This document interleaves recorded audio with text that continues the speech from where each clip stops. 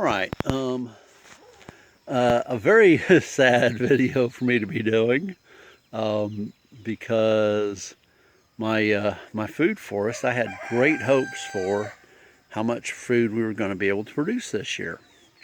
And we had several very, very, very warm days, and then we had a very cold day and a half, 2 days.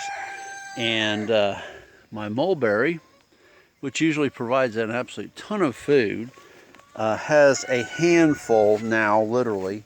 You can see the ones that died in the frost. Leaves, fruit. There are, where'd they go? There's a couple of mulberry, I saw them just a minute ago. There's a couple of mulberries on here. And there's kind of, every branch has, can't find them. Oh, there they are, right there. There's a couple of mulberries here. And literally every branch has that kind of thing on it. Just a couple of mulberries.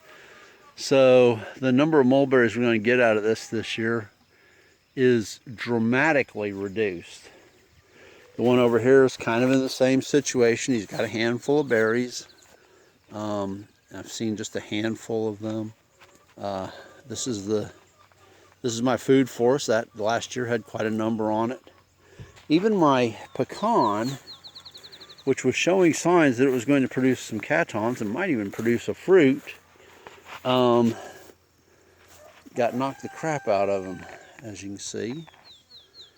And the one that really, my pears, I might get a pear. There's even the one pear that we have that's always been very, very, very good. I don't see any pears on him right now. So I'm going to pause this and I'm going to go to the one that really is killing me. Be back in just a second. All right, and we're back. Chestnuts. My chestnut trees have produced fruit, have produced chestnuts. Every year after the first year that I planted, the year that I planted them, they produced some fruit. They produced some chestnuts every year. There's none here. That was one of those freaks. Now, we love the food forest. We're going to continue the food forest. The food forest is, still going to be a big part of what we do. But it is one of those things where you have to recognize the old saying, don't put all your eggs in one basket. And we don't. We got a garden getting ready to go this year, and that should be doing well. Got a whole bunch of suckers down there I got cut off of a limb. But yeah, best I can tell, there's not going to be a single chestnut this year.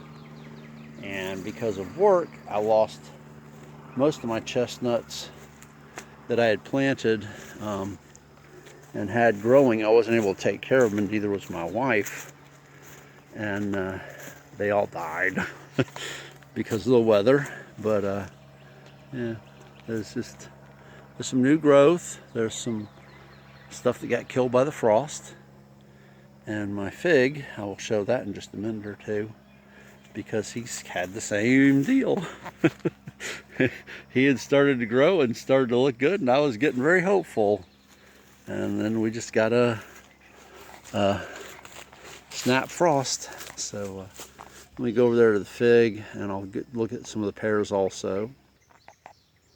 All right, fig has not put back new growth. He had some growth starting on him. He had a few leaves when the cold hit, and now he's just kind of sitting there. So I really don't know how this is going to turn out. Actually, that's interesting. I got a limb underneath the tree. Yeah, I'm gonna have one. I might have one trying to grow up. That's good. So anyway, the fig experiment would have done well, except for that last really warm and then cold. This is a Oriental pear, and the Oriental pears are somewhat subject to fire blight.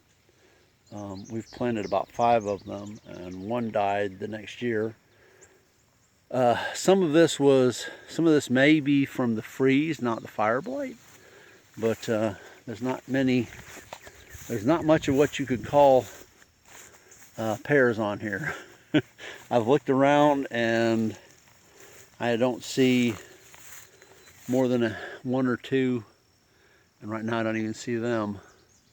So those limbs probably are these limbs, because this is a Kiefer, definitely are from the frost, not fire blight. Kiefers don't mess with that.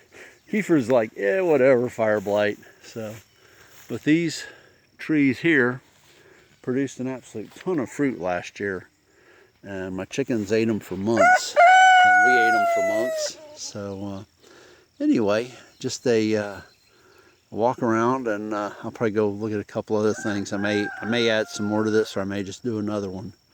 But anytime you're gardening and planning on trying to feed your family as much as you can from your own property, yeah, Rooster, which we did before I started driving a truck, and we fed our family largely from the yard.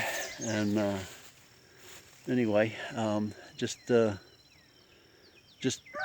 you're doing it, remember, have multiple things going on, not just one. And by the way, the chickens are still eating up here. They find lots of food up here, especially when I cut the grass a little bit and let them maneuver around.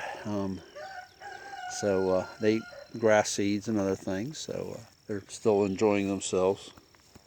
Got a stink bug on me. So anyway, just some of the trees are doing okay. Some of the apples are looking good, some are not. So got one of the older roosters. Actually, that may be a little spur.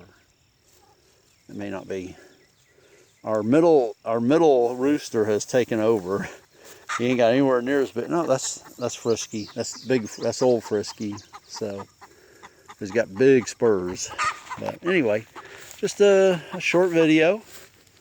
And if you enjoy this sort of thing, I would ask you to subscribe. Even my muscadines got hit pretty hard this year, so it's going to be an interesting year on that front. So, all right, if you enjoy this sort of thing, I would ask you to subscribe. And thanks for watching. Bye.